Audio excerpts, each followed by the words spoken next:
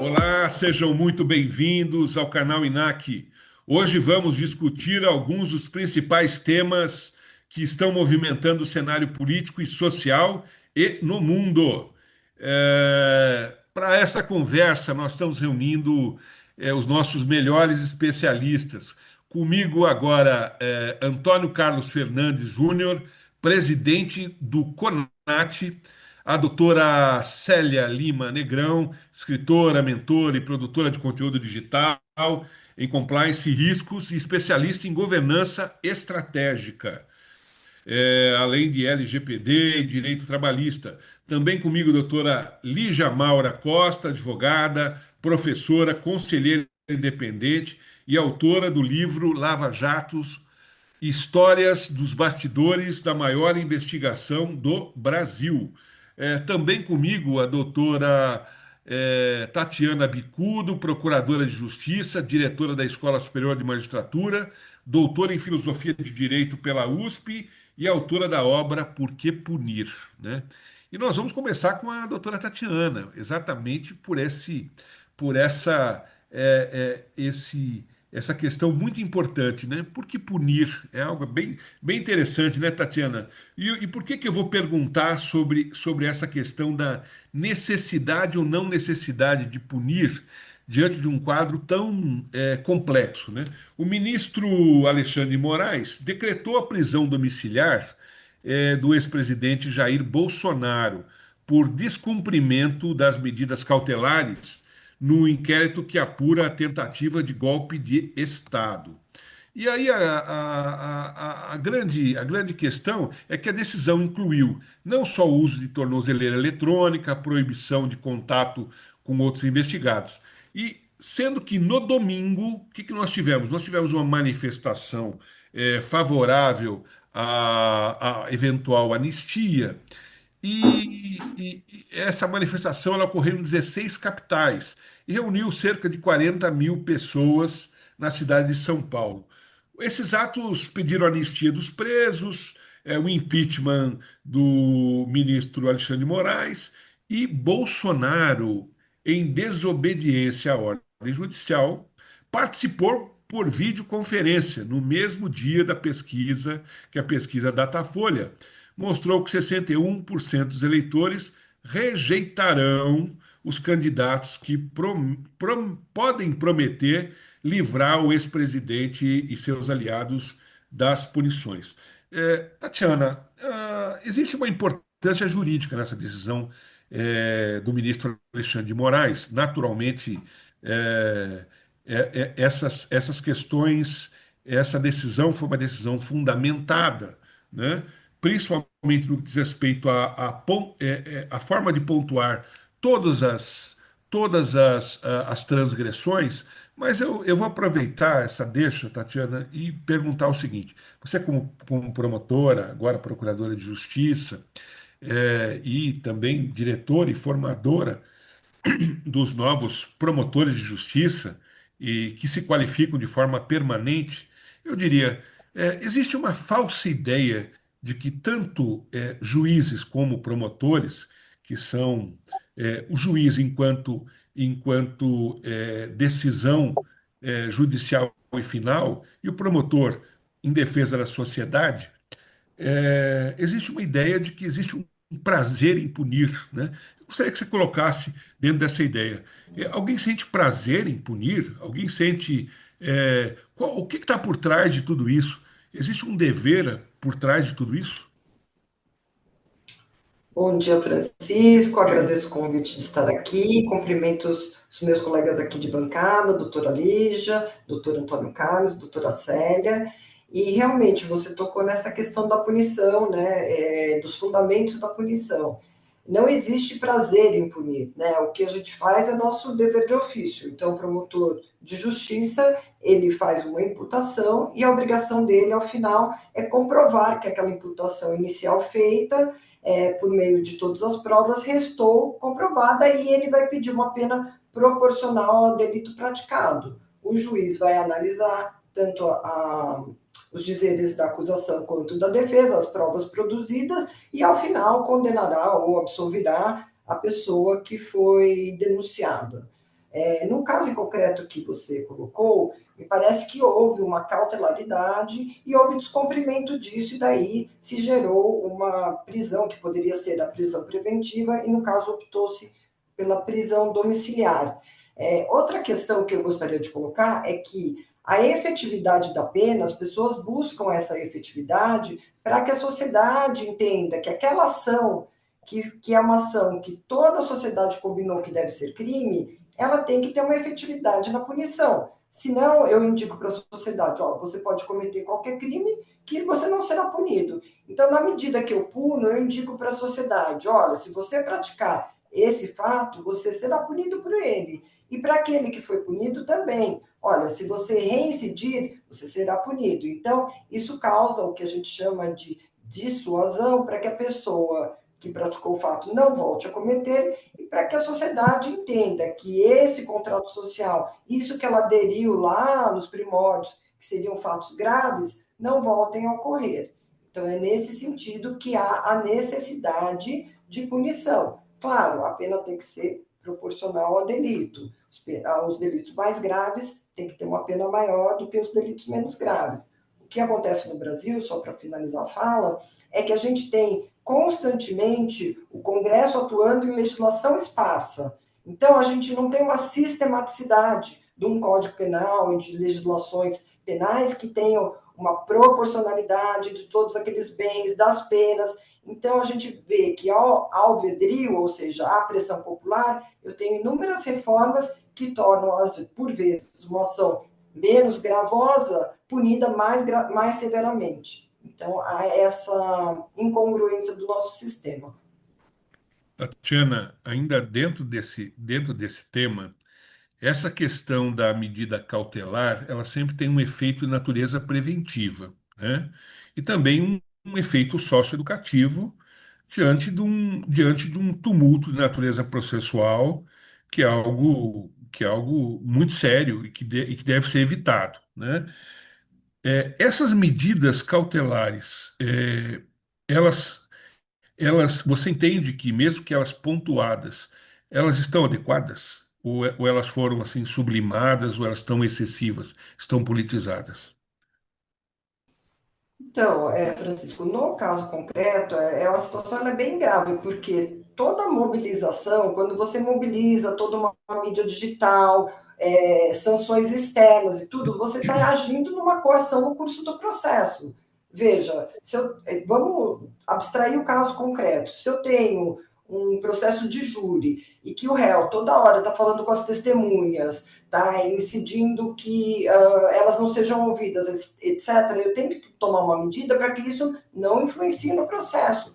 O problema é que é uma gravidade da situação que está sendo levada ao Supremo Tribunal Federal, e que isso, com toda essa mídia social, com todos esses movimentos, certamente tem influência no processo. E isso desestabiliza, né, tanto a acusação quanto o julgador, porque tem toda uma população tentando interferir no caso, né, fazendo manifestação, pontuando pela anistia, politizando mesmo a questão que já é bastante politizada. Tudo bem. Célia, como é que você analisa a repercussão internacional e a relação com o Estado de Direito de tudo isso que está acontecendo? Ciente de que nós temos uma pressão de natureza internacional, nós temos boa parcela da população pleiteando uma anistia e achando que nós estamos diante de um excesso, né? E nós temos assim, um problema muito sério de credibilidade em relação às instituições. Como é que você analisa tudo isso?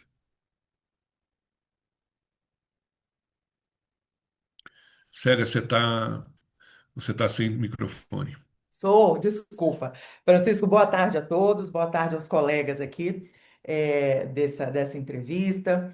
É, olha só, Chico, o que que eu tenho percebido desse debate? Primeiro é importante a gente explicar assim, o que que é esse Estado de Direito que tanto defendemos, né? E o cerne disso disso é que todas as pessoas, instituições, né, dentro ali daquele país, dentro de um corpo político, estão sujeitos às mesmas leis.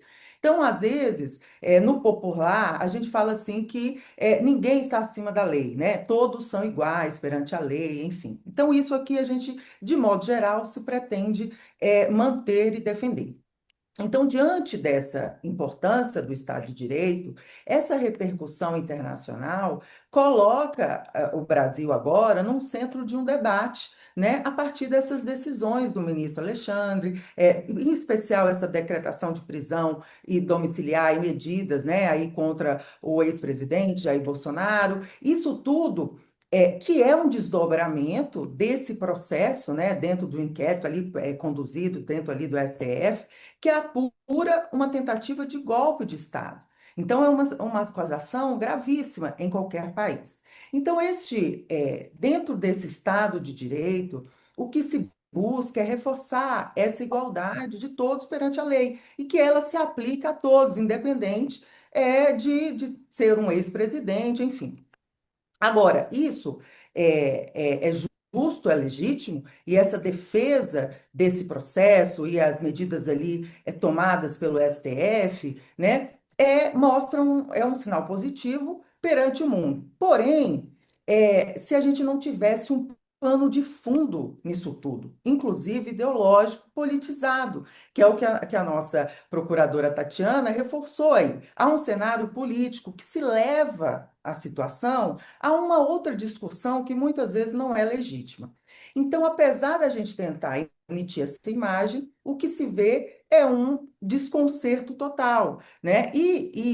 No caso, nós temos que procurar, então, defender e avaliar, né, que essa defesa do Estado é positiva por parte do STF, de manter decisões, de agir ali em determinadas situações, mas ela deve ser conduzida observando rigorosamente uma condição essencial, ao meu ver, que é o devido processo legal.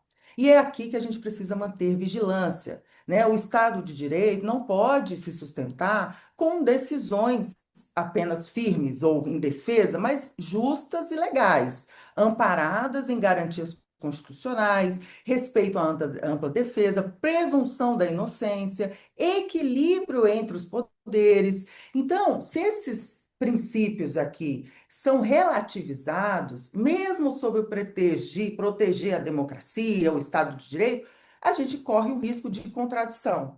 E aí a gente, ao invés de defender o Estado de Direito, a gente acaba violando o próprio Estado de Direito.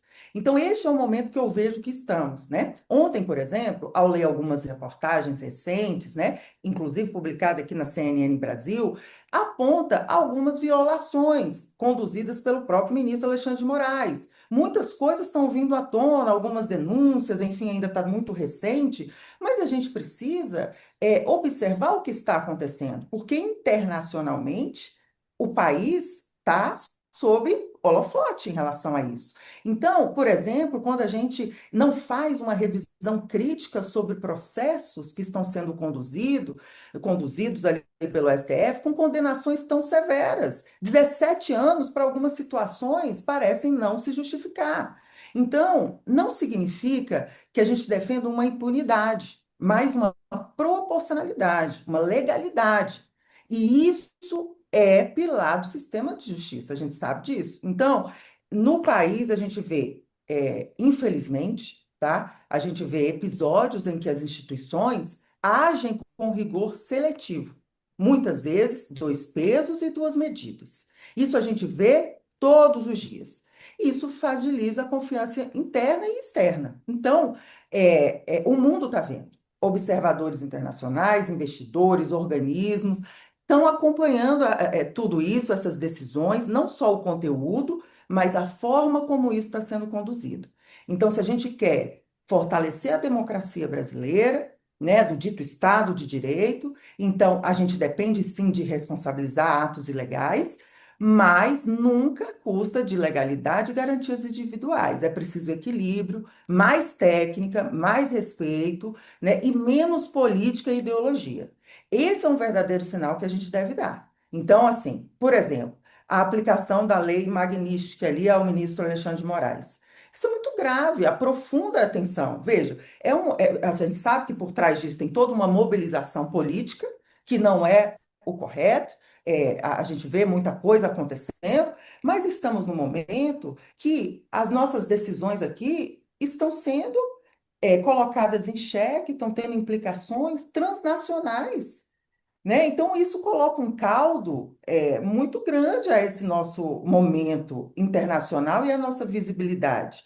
Então, está sendo questionado, bom, qual a percepção da justiça do país, a proporcionalidade, o equilíbrio, isso está sendo garantido? E a população, que não entende muitas vezes de questões jurídicas, é levada a crer em muitas dessas situações, Francisco, que você colocou.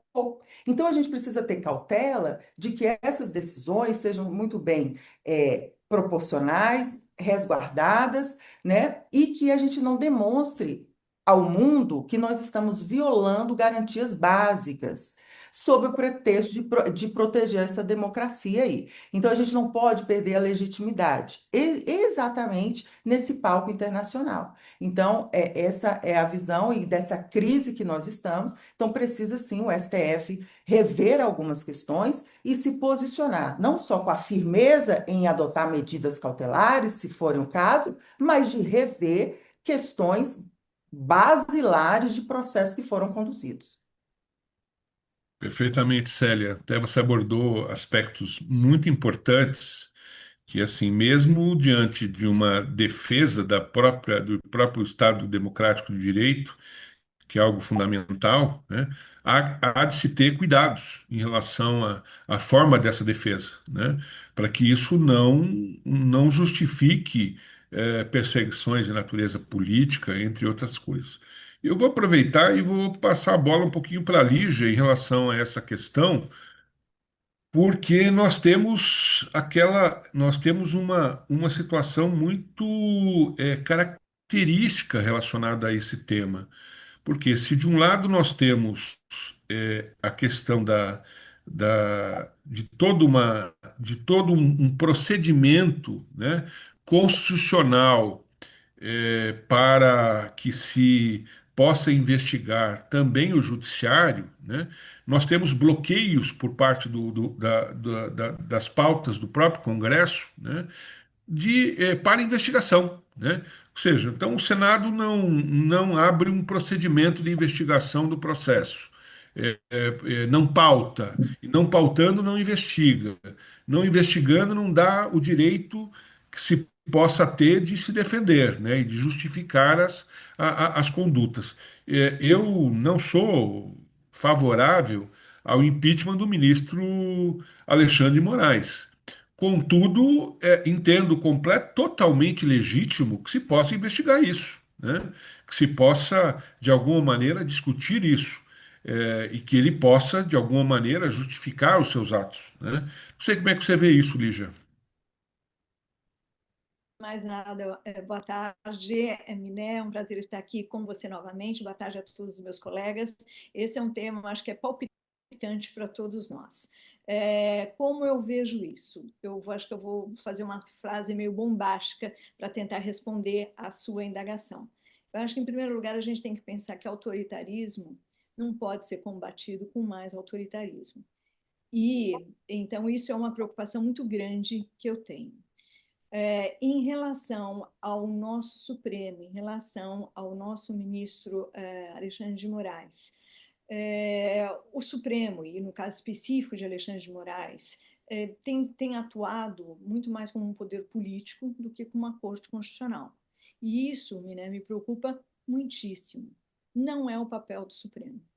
E eu não posso proteger a democracia, não posso proteger Estado Democrático de Direito com arbitrariedade judicial vindo da mais alta corte no Brasil. O impeachment do Alexandre de Moraes. O impeachment de um ministro do Supremo seria uma coisa inédita no país. Eu acho que é um ato extremamente grave, como também foram graves os dois impeachments de presidente que o país passou. Entretanto, o controle sobre Alexandre de Moraes, tendo em vista que alguns das suas decisões poderiam ter sido contestadas, não estão sendo contestadas dentro do próprio Supremo. Você me pede para analisar no âmbito do Congresso, mas dentro do próprio Supremo, você tem a aquiescência dos seus colegas. Então, no caso dessa última medida, por exemplo, que a gente sabe que juridicamente ela pode ir de encontro ao pacote anticrime, porque ela foi feita sem ser ouvida a Procuradoria-Geral da República, que é, na verdade, o titular desta ação e não o ministro. Então, isso tudo e outros temas que estão surgindo recentemente, eu acho que me preocupa muito. Eu entendo que um impeachment de ministro do Supremo Tribunal Federal é uma atitude extremamente grave, mas parece, inclusive, que nós temos já os votos necessários para que isso aconteça. Então, investigar é preciso, e que isso seja feito, e que seja pautado, e que se venha à discussão da sociedade. Agora, essa gravidade eu acho que é muito grande, né? Empichar um ministro do Supremo, eu acho que é tão grave quanto empichar um presidente. E estando esse ministro já sob o aspecto de punição, de sanção norte-americana através da lei Magnitsky, isso é ainda mais grave e vai chamar ainda mais a atenção da imprensa internacional. Ou seja, não investigar é muito ruim e será, infelizmente, na minha visão, necessário que essa investigação aconteça. Não sei se eu concordo com o que foi feito na Câmara, com essa tomada da Câmara ou não, mas é o que temos hoje. Mas o fato objetivo é que não investigar, que acho que era esse o seu ponto, não tomar a atitude em relação a isso, acho que vai piorar ainda mais, inclusive, a posição do Brasil em matéria internacional. E você acaba, na verdade, trazendo, né, com as medidas que estão sendo tomadas, e tem Alexandre de Moraes mais na berlinda, mas acaba trazendo repercussões diplomáticas para o Brasil, e repercussões extremamente sérias. Então, volto a dizer, e concordo totalmente com você, investigar é preciso. Se ele será empichado ou não, acho que depende da investigação e dos resultados dessa investigação. Mas simplesmente bloquear este processo por vontade única e exclusivamente de uma pessoa na Câmara é desrespeitar os votos que foram dados a todos os demais que assinaram essa petição de impeachment. É essa a visão que eu tenho, porque, querendo ou não, 40 senadores, se eu não me engano, já assinaram, ou seja, tem votos de brasileiros nesses 40 senadores representados de alguma forma. Então, eu acho que, né, a gente precisa, inclusive, tendo em vista toda essa pressão internacional que o Brasil está sofrendo, e ele está no forte mesmo, precisa mostrar que nós estamos, de fato, protegendo a democracia e não combatendo autoritarismo com mais autoritarismo. Lígia, eu acho perfeita essa tua colocação, principalmente porque nós imaginamos uma situação. Quando você não tem mecanismo de controle, né, de natureza interna, começam a surgir as criatividades, né? Como, por exemplo, alguém do externo, né, alguém de fora, um país estrangeiro, querendo tutelar o interesse interno que não tem saída, né? Quando a população não tem os mecanismos necessários para fiscalizar ou para se autocontrolar, né, surgem esses factoides, essas ideias de que alguém pode cuidar para a gente, né? Então, por isso que eu vejo com perigo essa questão de não investigar. Eu acho que nós temos que investigar tudo e todos, né? A Lava Jato, que você trabalhou bastante, você sabe muito bem que, de repente, nada surgiria se não tivesse poder de investigação, mesmo que, diante de algumas situações, nós tivéssemos uma solução não tão boa quanto nós gostaríamos, né? Mas vou passar um pouquinho adiante. Antônio Carlos, eu deixei você para finalizar esse tema, porque a pesquisa da Datafolha, ela mostra que 61% não votariam em quem tentasse livrar Bolsonaro. Isso é sinal de esgotamento político, tá? E a questão não é só livrar Bolsonaro. O que nós estamos tentando não seria só livrar Bolsonaro. Nós tivemos muitos outros condenados relacionados ao tema. E alguns até de forma muito mais grave do que o próprio presidente Bolsonaro, entre aspas, tentativa de golpe, né?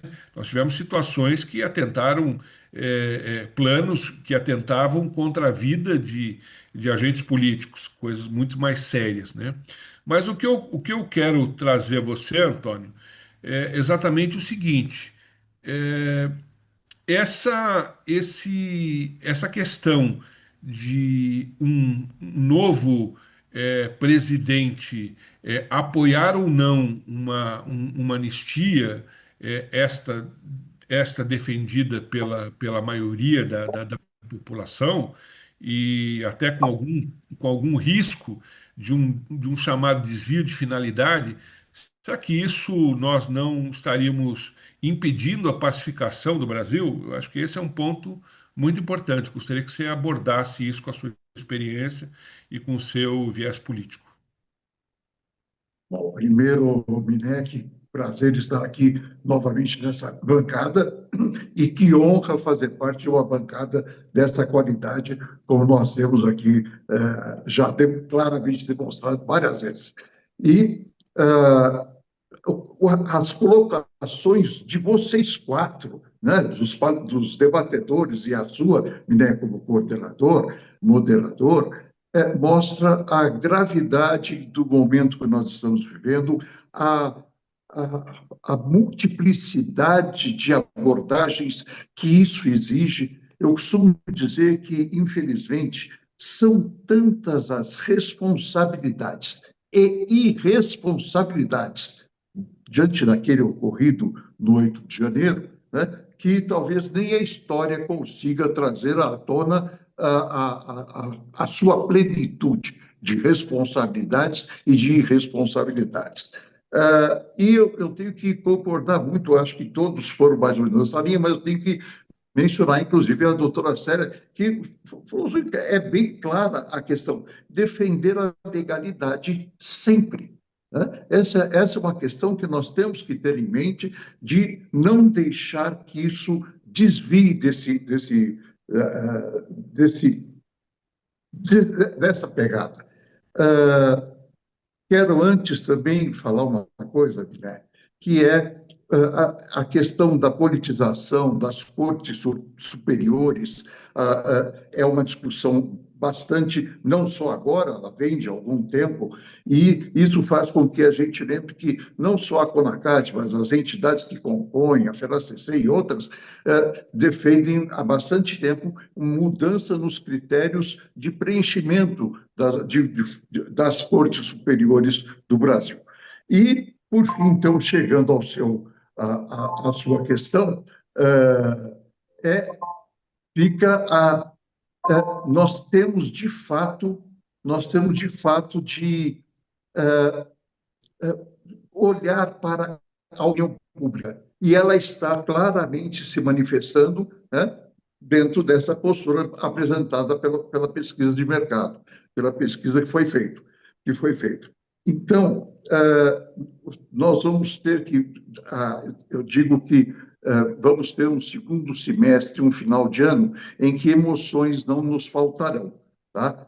E eu acho, sinceramente, que isso vai pesar, de fato, a opinião pública, essa posição da opinião pública vai pesar até por ser um ano de eleições, de as pessoas se definirem pelo que pensa a sociedade.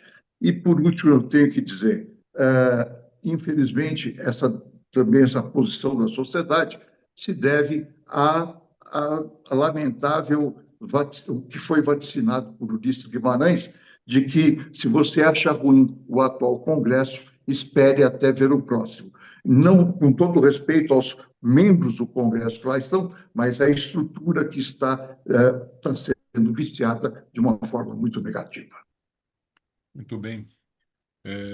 Realmente é algo extremamente complexo tudo isso, principalmente após essas informações que nós tivemos tomadas de plenário e algumas situações que envolvem movimentos de natureza política, dentro da própria Casa Legislativa, mas que são legítimos enquanto defesa de interesses políticos ou interesse de um grupo que seria a maioria dentro do próprio Congresso. Eu não vejo isso como um grande problema. Eu vejo como problema principalmente a obstrução deliberada de qualquer tipo ou espécie de investigação. Mas algo assim vamos mudar um pouquinho o tema, vamos falar um pouquinho sobre. Hoje completam 19 anos a Lei Maria da Penha. E em meio a um cenário bastante preocupante, né, com o aumento do número de feminicídios em 11 estados da federação, casos bizarros, né? Como o de Juliana Garcia dos Santos, que foi brutalmente espancada com mais de 60 socos pelo ex-companheiro, o ex-jogador de basquete, Igor Eduardo Pereira Cabral. Não vamos esquecer esse nome. Igor Eduardo Pereira Cabral, que de forma assim épica desferiu socos como se estivesse numa luta de MMA, uma coisa assim absurda e de gravidade e de violência extrema. Além do crime, essa situação ganhou contornos assustadores. Por quê? Porque o agressor passou a receber mensagens de mais de 1.500 mulheres se declarando a ele, né? Dizendo que ele querendo namorar com ele, né? Que é algo tão triste quanto, né? E aí eu faço a seguinte indagação, né, para a Lígia. Meu Deus, para onde anda? O que está faltando, né, em termos educacionais? Ou o que a sociedade tem que fazer para evitar esse tipo de coisa? Algo bizarro e que acaba envolvendo não só os nossos conceitos mínimos, né, de dignidade de pessoa humana, como também de solidariedade de forma global entre gêneros. Obrigada, Mina. Esse tema acho que é também muito importante de ser debatido. Eu acho que a primeira coisa que a gente tem que pensar é que violência do gênero você não cuida, você não combate, você não evita só através de uma lei. Você precisa de um Estado presente. Na minha opinião, o Estado brasileiro não está presente como deveria, e um Estado presente fazendo o quê? Combatendo a violência de gênero através de transformação cultural. E através, como é que eu transformo culturalmente? Através da educação, que foi esse o ponto que você trouxe. Eu não consigo transformação cultural se eu não tiver uma sociedade educada. E eu acho que, né, esse glamour que é dado, né, essa cultura doentia dessa pessoa, que você repetiu inúmeras vezes o nome, que eu me recuso a repetir o nome dele, embora você tenha enfatizado várias vezes, porque é um glamour da violência. Como que se pode, né, colocar glamour? É uma cultura totalmente doentia. Ou seja, o agressor acaba sendo romantizado nas redes sociais. Isso é totalmente incabível.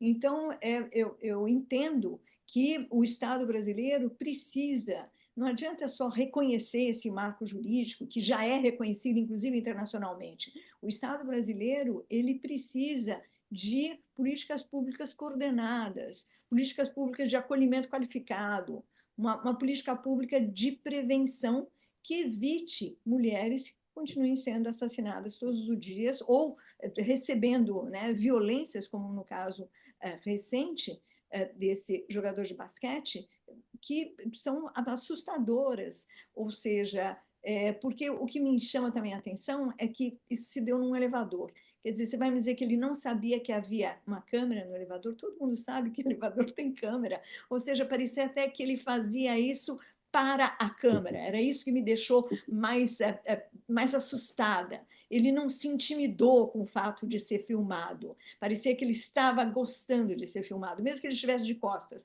Mas isso me deixou realmente atônita. Então, né, eu acho que o Estado brasileiro precisa educar a sociedade brasileira, precisa ser ainda mais presente Não adianta apenas ter uma lei, e precisa de uma responsabilização muito rápida, porque sabemos que esse processo vai demorar muito tempo. E muitas vezes você não vai ver justiça neste caso. Então a gente precisa, né, que a justiça seja feita, e que a justiça deveria ser feita de forma rápida, para que a população entendesse que isso é muito errado. E também o Estado precisa enfrentar uma mudança cultural. E a mudança cultural se faz com educação. E com muita insistência, através de processos, de programas educativos, que só o Estado pode fazer. É o que eu gostaria de comentar Muito bem, neste caso. Lígia. Eu vou aproveitar e vou perguntar para a Tatiana, né? Nós tivemos algumas iniciativas, temos conhecimento de várias iniciativas do Ministério Público no que se refere à prevenção de violência contra a mulher, né? E, e também nesse aspecto de natureza socioeducativo, que é algo bastante importante. Eu queria, Tatiana, que você contasse um pouquinho o que o Ministério Público de São Paulo tem feito a respeito disso, né? Tentando reverter essa situação, que é uma situação tão bizarra. Sim, o Ministério Público de São Paulo vai na linha do que a própria Lígia falou, questão da educação, né? Porque foram criados os GVIDs, que são os grupos que combatem a violência doméstica, e desde o seu início eles trabalharam com a questão de capacitação e a questão de educação. Então, um exemplo disso foi a Lei Guardiã Maria da Penha. Foi um acordo que foi feito no município para a capacitação das guardas civis, para que elas pudessem fiscalizar as medidas protetivas. Porque, vamos lá, não basta você dar uma medida protetiva para uma mulher vítima de violência se essa medida não for cumprida, não for fiscalizada. Então, teve toda essa capacitação, e aí em muitas comarcas, cidades do estado de São Paulo, isso é feito, e é feito muito bem. Para além disso, se percebeu que há necessidade de se trabalhar todo o fluxo, né? Que a violência doméstica ela não entra só pela polícia, ela entra pelas unidades de saúde, básicas de saúde, ela entra pelas escolas, ela entra por uma série de lugares. Então, o Ministério Público vem trabalhando com os fluxos, trabalhar em rede, para que essa violência seja efetivamente combatida.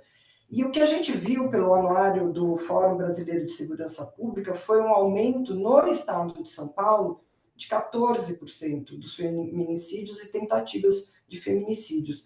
E, paralelamente a isso, o que se percebeu foi que o governo do estado de São Paulo deixou de investir nessa área orçamento.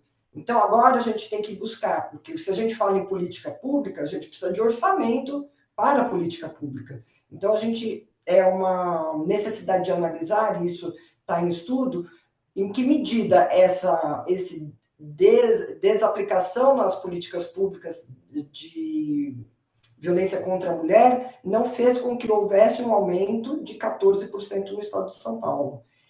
A situação é tão preocupante que o Corregedor Nacional do CNMP ele propôs que todas as escolas capacitassem 70% de seus membros na questão de violência doméstica. Isso tem sido feito no Brasil todo, que é todo esse trabalho de uma forma de trabalho em rede que vai além da criminalização, né? Que você tem que trabalhar para que isso não aconteça de uma forma preventiva. E vem sendo feito isso em várias cidades de São Paulo, e a Escola Superior do Ministério Público tem, junto com o Núcleo de Gênero, que também foi criado no Ministério Público, tentado a capacitação em rede de vários locais para ver se essas realidades se transformam. Mas eu gostaria de colocar aqui, e talvez para finalizar, essa questão do machismo estrutural da nossa sociedade. Veja, os meninos que chegam nos TikToks da vida e essas redes, com 14 anos, há estudos que eles já são bombardeados com informações misóginas. Então, que tipo de sociedade doentia nós estamos criando? Se você vê a mulher como um ser inferior e como não merecedora do respeito, em que pesem esses meninos terem mães, irmãs, etc.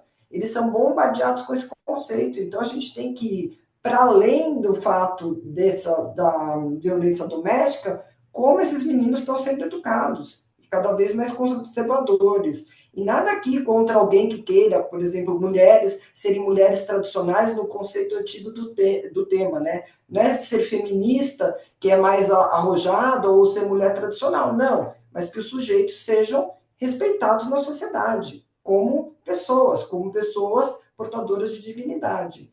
Então, assim, eu tenho visto de forma muito preocupada tudo isso que esses jovens são bombardeados pela internet. E a gente não pode esquecer disso quando você viraliza essa situação de violência, e aí você tem as pessoas que idolatraram esse rapaz, que vão mandar cartas de amor, etc. Então, isso está tudo dentro de um contexto muito maior.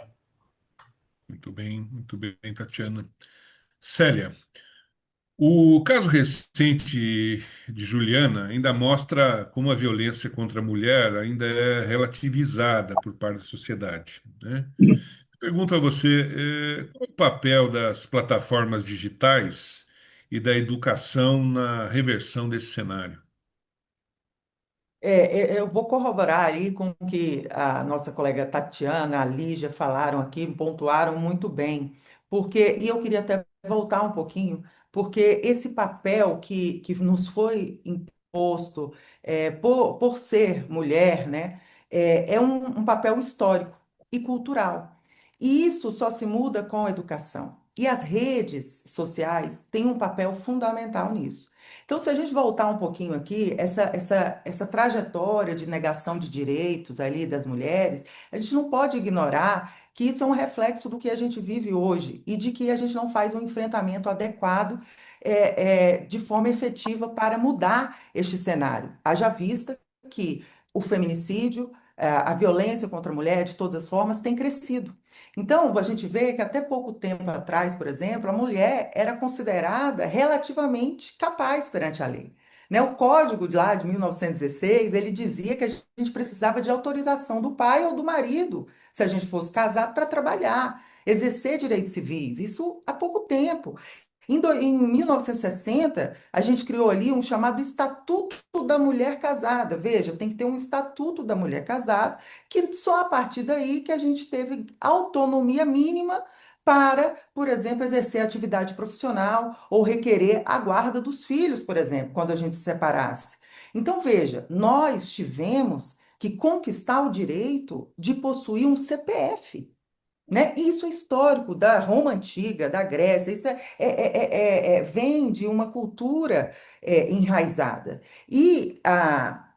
Essa nossa cidadania, e hoje estarmos aqui debatendo aqui junto, aqui num canal, num instituto, e termos espaço hoje, é um direito recente e que a gente lutou para obter. Então, isso não se muda do dia para a noite. E mesmo que a gente consiga avanço na legislação, a gente continua com o problema, né? Porque o problema da violência da mulher é alimentada por uma cultura de dominação, por uma cultura que foi enraizada como um controle extremo da mulher. E a Tatiana colocou isso, né? Meninos são atacados ali na rede, por mais que eles tenham uma educação em casa, na base, eles chegam em ambientes externos, na rede social, e são levados a uma outra situação que não, né, não condiz com a educação recebida. Então, as plataformas, Chico, elas têm um papel central. E aí elas podem ou ampliar a violência ou ser um agente de transformação. No caso da Juliana, a gente viu esses dois lados acontecer muito fortemente. O agressor, ele foi alçado à fama, recebeu elogios, propostas, viralizou, né? E a vítima às vezes deixou ali um pouco de lado. Isso é inaceitável. Então, as empresas de tecnologia, as mídias, elas precisam assumir uma responsabilidade sobre esse tipo de conteúdo, esses conteúdos que viralizam, os perfis que monetizam, as campanhas que estão sendo promovidas. Isso tudo, e aí é uma área que eu atuo, que quando a gente fala disso, a gente está falando da governança ética, de compliance, de governança das plataformas.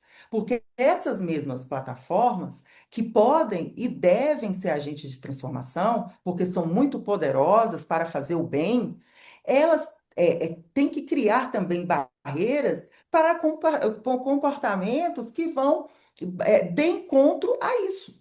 Então, não pode promover a violência, né? Então, por isso que a gente precisa repensar a regulação, sim, ativa desse discurso de ódio, dessa cultura misógina, promover campanhas educativas que valorizem o respeito da mulher, e as plataformas têm uma responsabilidade social e ética muito grande, para o bem ou para o mal. Se elas são neutras, como elas se dizem, neutras, elas estão sendo cúmplices. Porque quem lucra com o engajamento da violência está participando dela. E as redes lucram com isso. Então, a gente precisa repensar, né? Porque às vezes a gente leva para um debate ideológico de, mas as mídias não podem ser censuradas e tal. Mas vamos lá, em que medida elas devem ser censuradas ou devem fazer parte deste papel de transformação social? A gente precisa, porque no nosso país tudo se leva, né, Francisco, ali demais, por uma discussão ideológica, em todos os assuntos, às vezes até assuntos sérios como esse.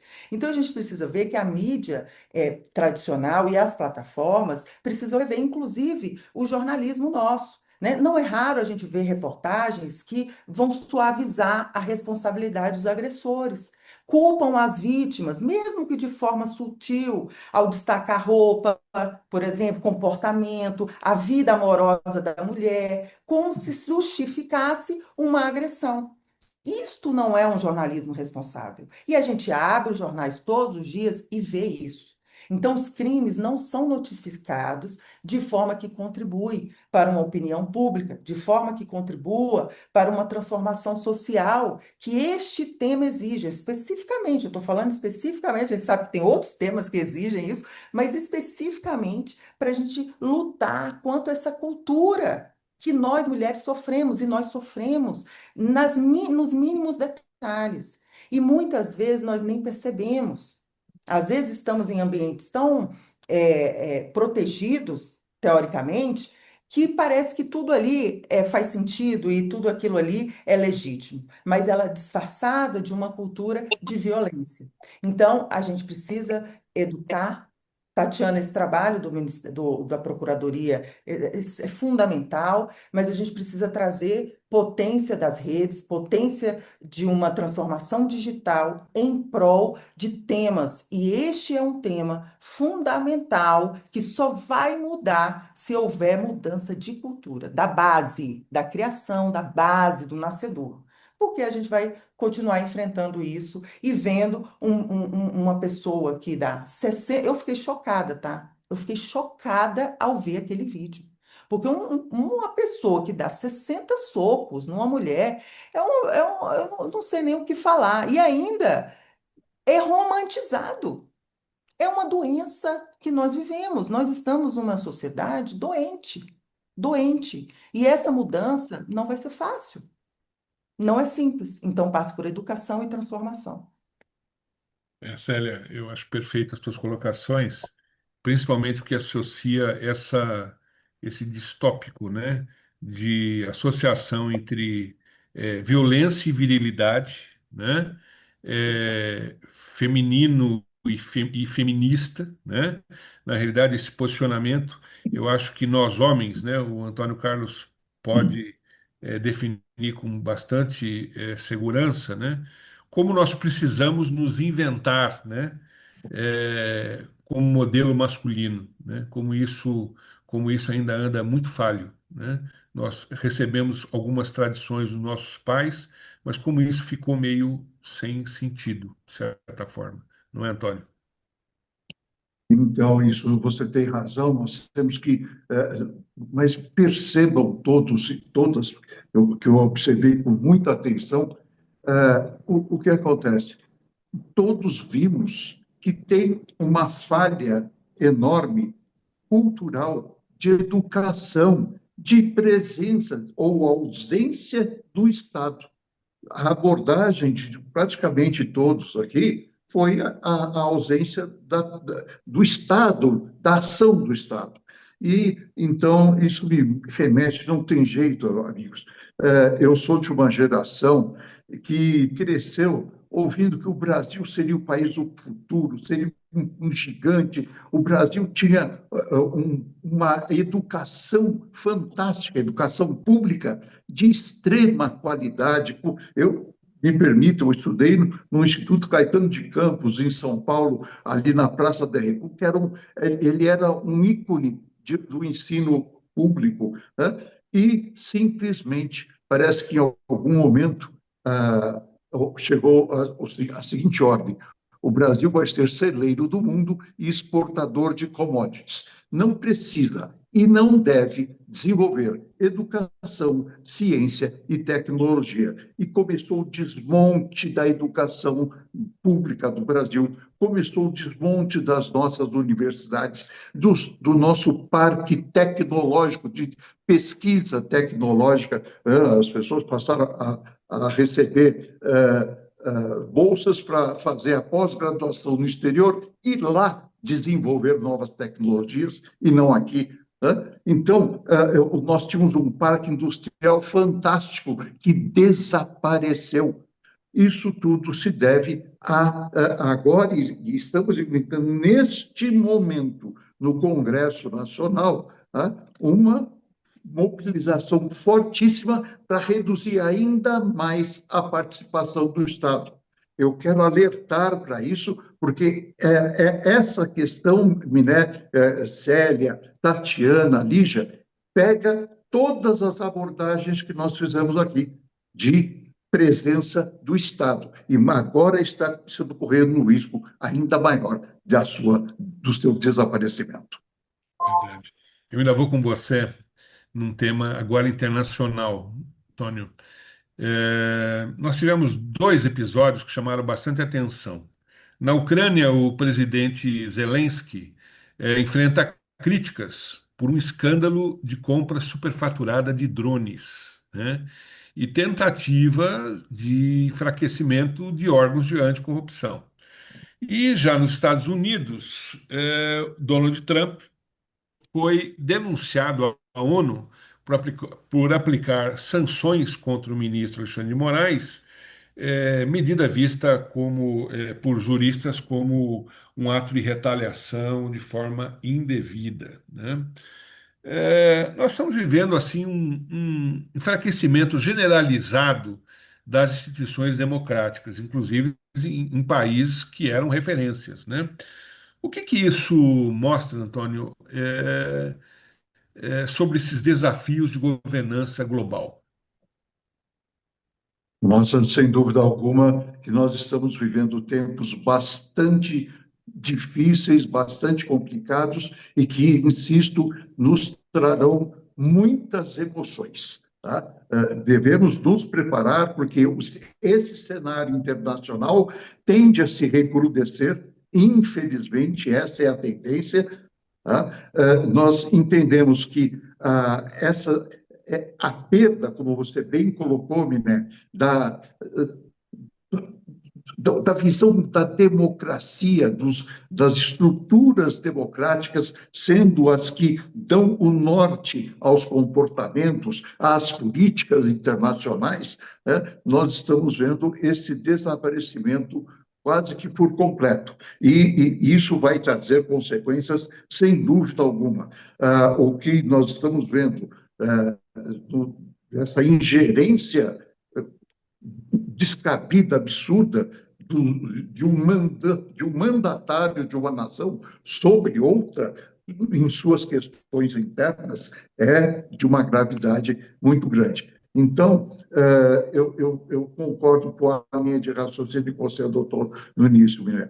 Nós estamos caminhando celeremente para esse desmonte do norte democrático nas relações internacionais como um todo. Isso vai se... E a globalização tem um forte papel nisso tudo, né? Me perdoe, Célia, parece que é bem a sua área, inclusive, mas a inteligência artificial vai ter um papel tremendo, né? Uma mudança.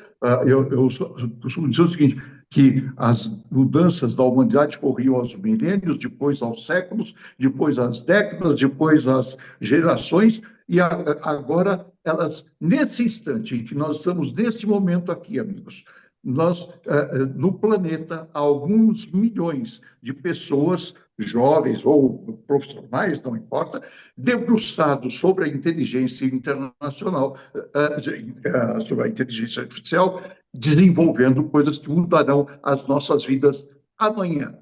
Essa é a velocidade dos acontecimentos. Nós vamos mudar um pouquinho o tema. A Câmara dos Deputados, ela declarou a perda de mandado de 7 parlamentares em cumprimento a uma decisão do STF que alterou a interpretação sobre distribuição de sobras eleitorais nas eleições proporcionais, né? Mas no mesmo ato, a mesa diretora convocou os suplentes diplomados para posse, né? Causando mais uma divergência bastante significativa. Tatiana, o que isso representa para a imagem do legislativo, né?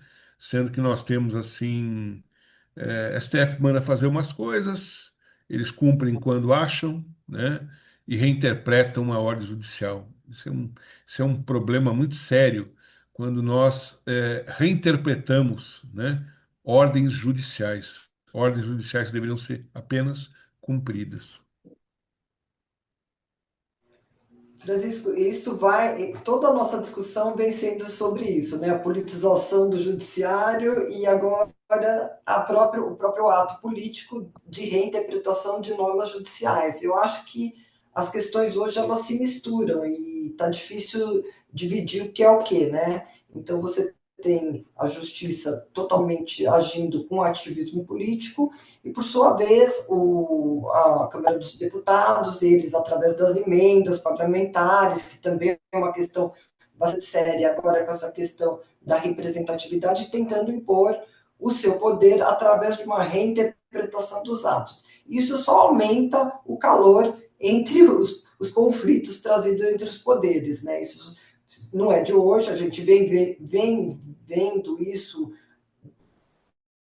sistematicamente nas decisões, ora do Judiciário, ora da Câmara dos Deputados, né, já na legislatura anterior, e eu acho que ela tende a exponenciar até as próximas eleições. É complicado e eu acho que esse é um movimento, não sei se passível de pacificação, como você disse a respeito do outro tema, mas eu acho que a coisa vai escalonando em várias decisões, né, como essa que você disse, mas também me chama muito a atenção a decisão na questão dos orçamentos PIX, né, a questão de falta de transparência que o ministro Dino vem trabalhando. Então, toda hora a gente está tendo esse conflito entre os poderes.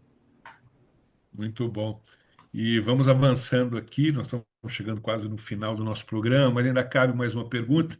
Ainda vou perguntar para a Lígia o seguinte: o levantamento da coluna Platô BR, tá, mostra que os senadores Eduardo Braga e Augusta Brito são os maiores usuários de emendas parlamentares, cada um destinando cerca de 68,5 milhões, né?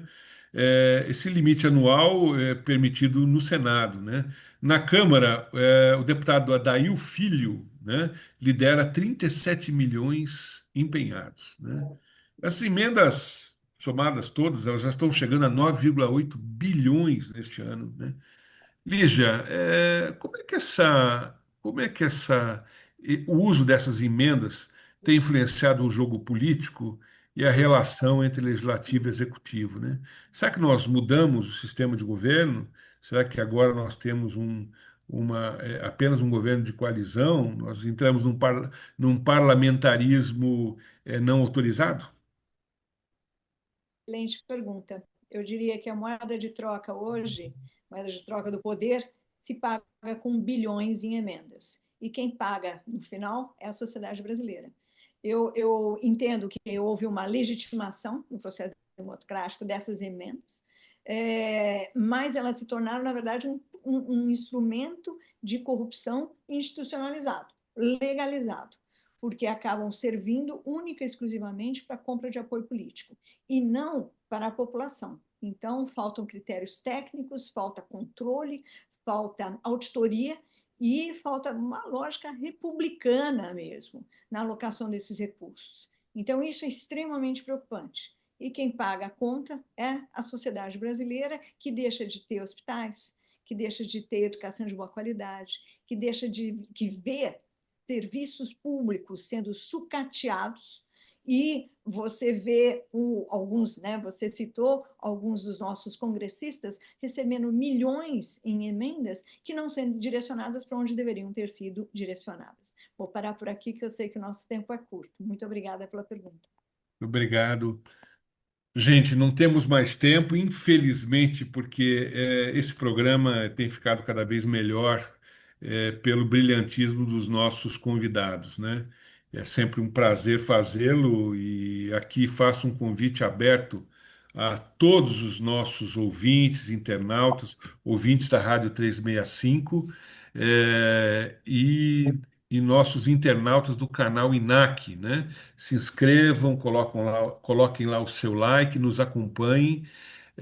E quero aqui agradecer com muita propriedade aqui a participação do Antônio Carlos Fernandes, da Lígia Maria Costa, da doutora Célia Negrão e da doutora Tatiana. É sempre um prazer aqui imenso participar desse programa com pessoas tão de primeira linha. Um grande abraço a todos. Quinta-feira que vem retornamos para o nosso canal INAC. Um grande abraço a todos.